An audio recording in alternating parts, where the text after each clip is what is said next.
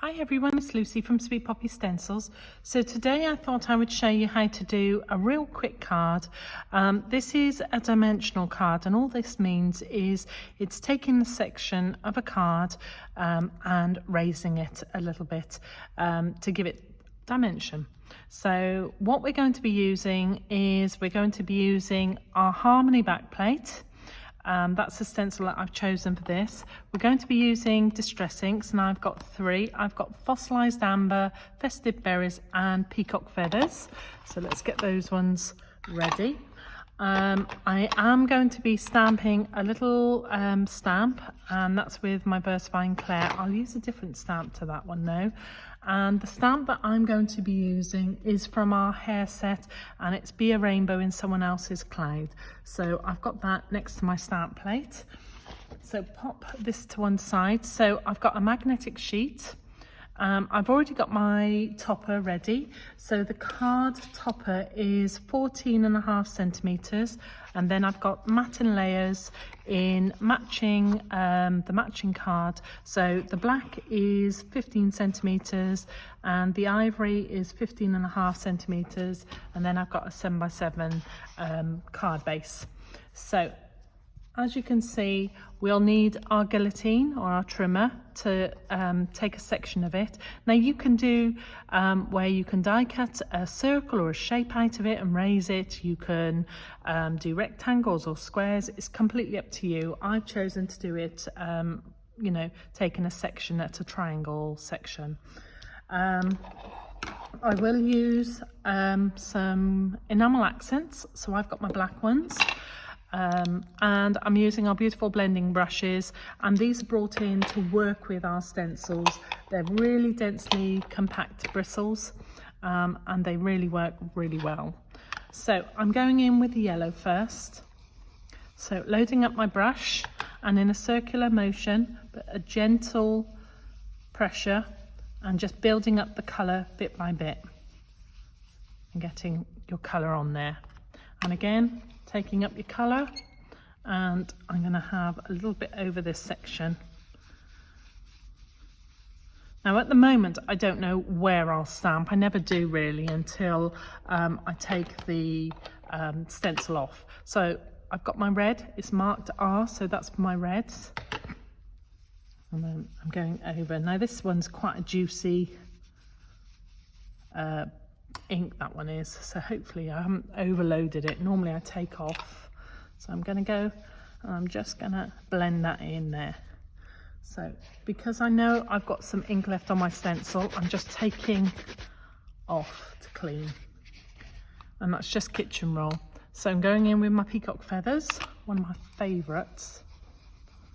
I'm loading, just making sure I'm not going to over, and again, we did this recently at a workshop, Sweet Poppy workshop in November. Wow, the ladies created the most amazing samples. So again, I'm going over, but try not to create mud. So again, no, my red again.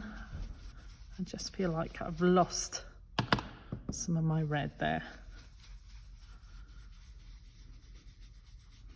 Let's see what we've got. I'd spend a lot more time normally, but there you go. Okay, so we're taking off.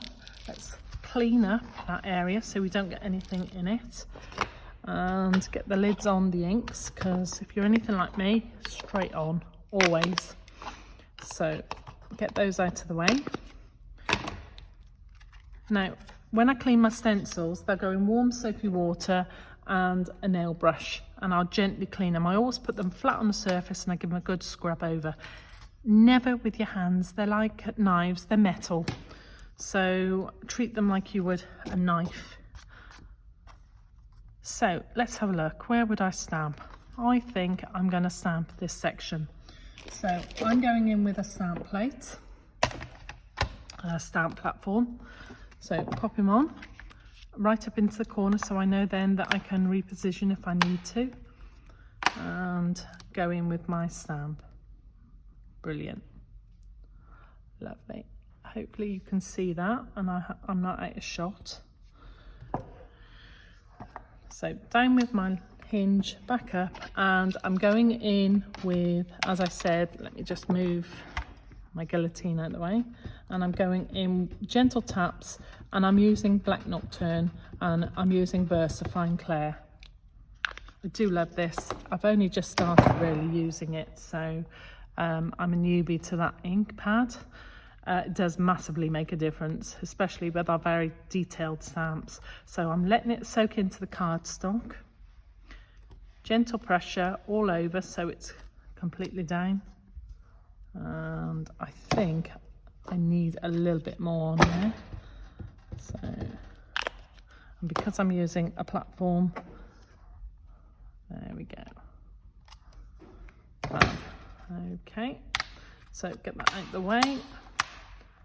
Pop that to one side whilst that quickly dries. I'll get that out of the way and I'll clean that up after. So let me just take that stamp off so I don't lose it. Put that to one section.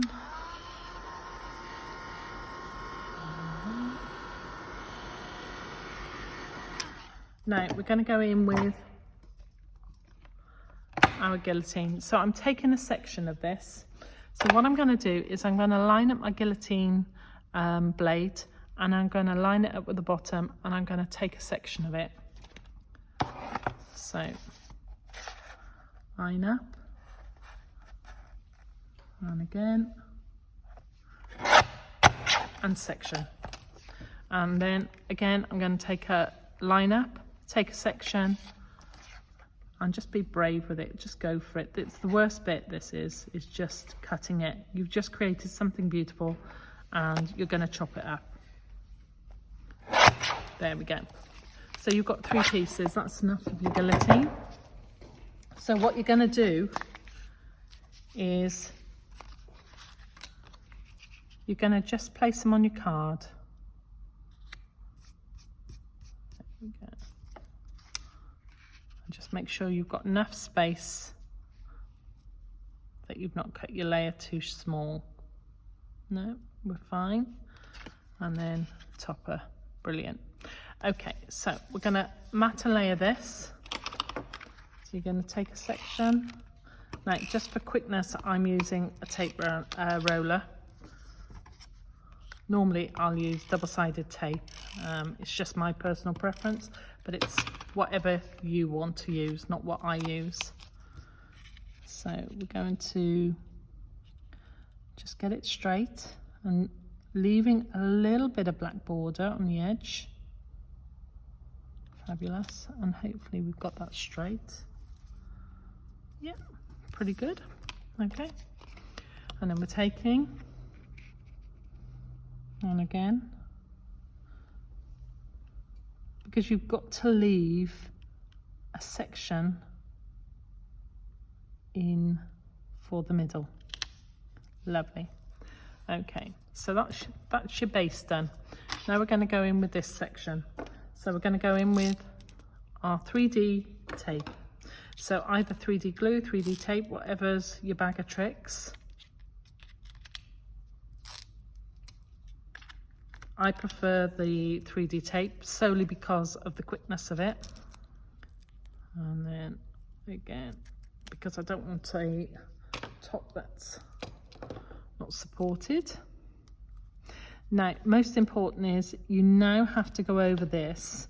If you're using 3D glue, then you're not going to, but if you're using the tape, you're going to have to, because you need a little bit of movability to be able to secure it down.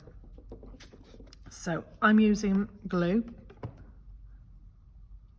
little bit of glue up on my mat. The reason I'm not using it from the nozzle is because the nozzle's clogged. So just using my finger over the top of it, just for ease. Lovely. All right.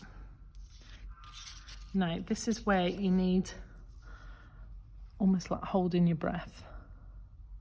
So what we're going to do is we're lining up this corner and this corner. And once you're lined up, because you've got a little bit of time to maneuver it, I think that's pretty good.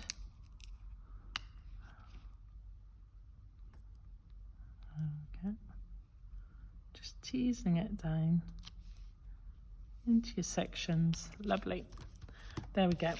So we've got dimension.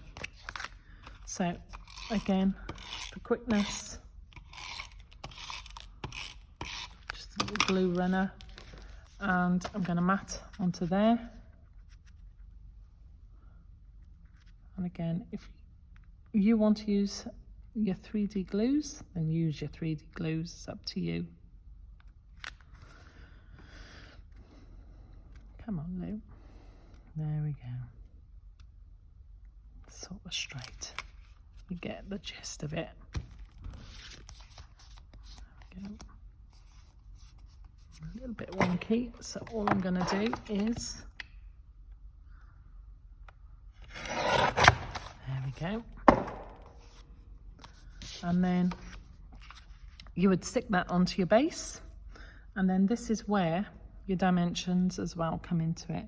So choose a section. So I think a gentle squeeze with these. And what you don't do with the enamel accents is you do not shake them.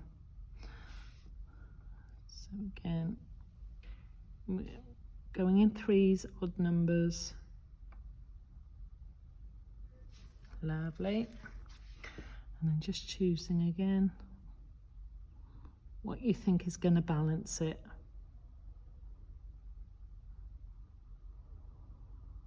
Fabulous. And there you have it. That is how you create a dimensional card. There we go. I hope you enjoyed that technique, and don't forget to join us again soon. Thank you.